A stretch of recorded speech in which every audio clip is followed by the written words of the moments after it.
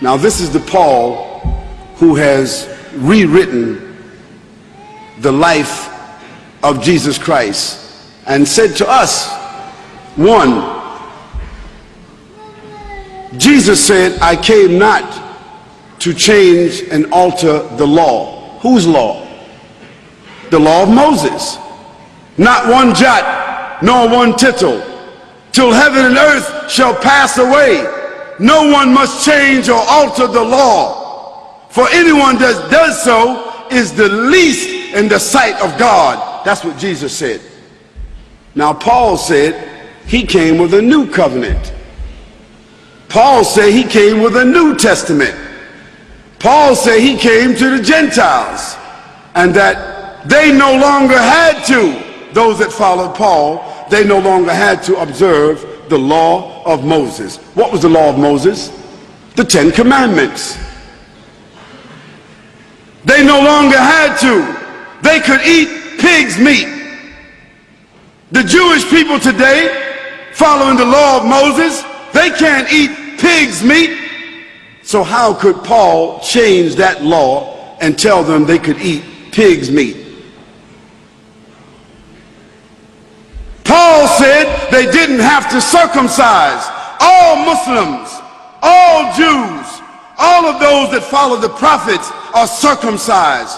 How is it that Paul said they don't have to be circumcised? Paul said they didn't have to observe the Sabbath. Now the Sabbath is one of the commandments, one of the 10 commandments. And Jesus said, when they asked him about, Jesus said, do you know which is the greatest of all the commandments? What commandments was he talking about? He's talking about the commandments of Moses. He said, do you know which is the greatest commandment? Jesus said, love the Lord thy God with all thy heart and all thy mind and all thy soul. This is what Jesus said was the first of the commandments.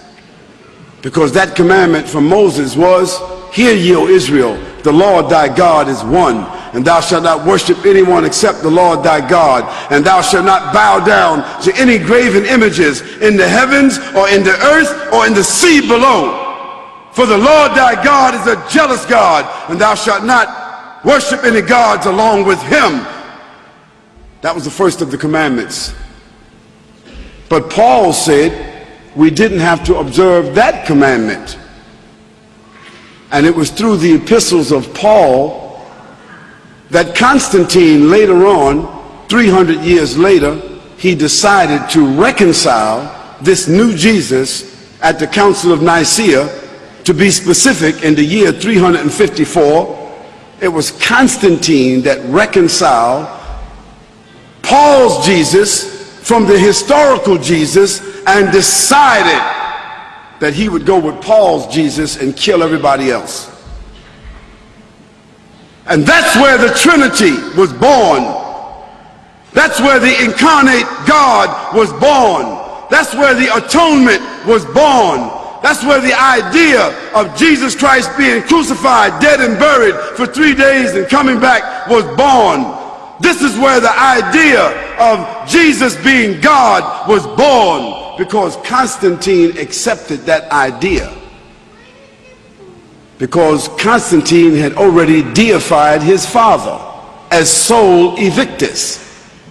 And that's how December the 25th became the birthday of Jesus. Although Jesus could not have been born December 25th, because that would have been the winter in Lebanon. And anyone here that is from Lebanon will tell you September the 25th is probably snow in the ground. So why would they have a baby in the manger when there's snow on the ground?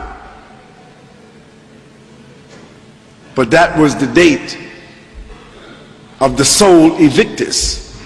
And that's when they changed the Sabbath from Saturday, from Yom al-Sabt. Yom al-Sabt. All the Arabs in this room know Yom al-Sabt. The Sabbath is Saturday. So how did the day of worship for the Christians become Sunday? because that was the day of the worshiping of the sun, and that's the day that Constantine worshiped, and that's where they took the name of Jesus and changed the Sabbath and made it into Sunday and Moon Day, Monday, and Tuesday, Tur, another god, and Wednesday, another god, and Four's Day, another god, and Friar's Day, another god. All gods of the Romans and the Greeks. What did that have to do with Jesus Christ? Absolutely nothing.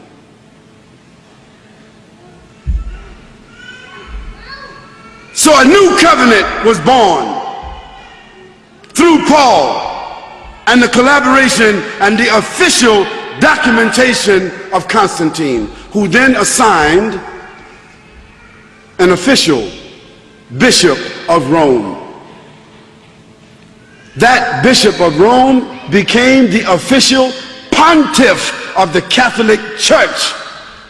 And so today, that's why the Pope is called the pontiff. He's called the shadow of God on earth. Whose shadow?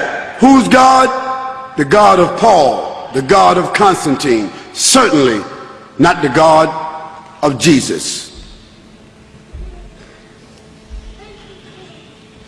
Now Paul, through his writings, set up a nefarious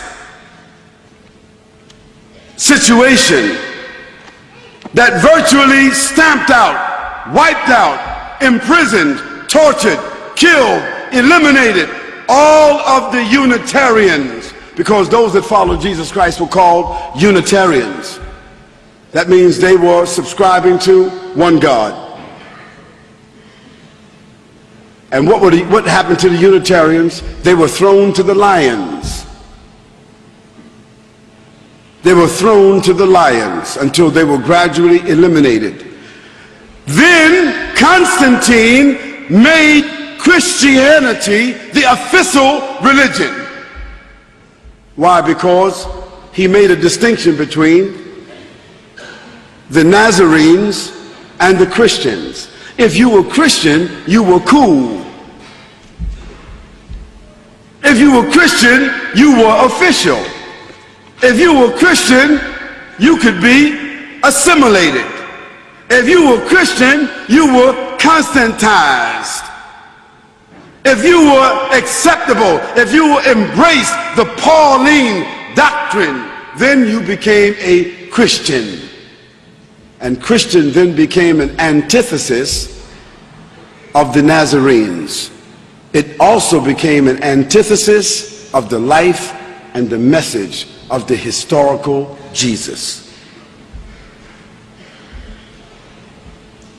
This new evolution, this new faith system, officially adopted by Constantine, the Roman emperor, the establishment of the Church of Rome, and the subsequent Christology that has developed. I said Christology.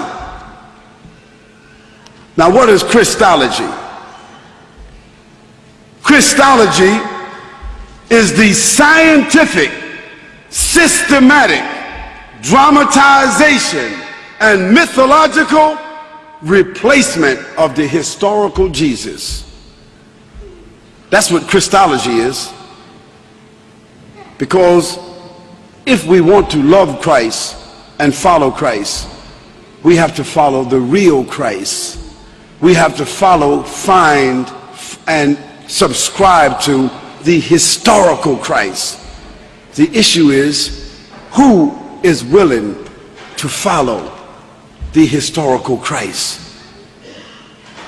And even after you receive the information, some of you are angry right now. If you had some rocks, you'd probably stone me right now. Some of you might want to invite me outside to beat me up. You might want to stand up where you are and just say, "You're a liar. I don't care what you say. Jesus is God." And you're going to continue saying that because change is difficult.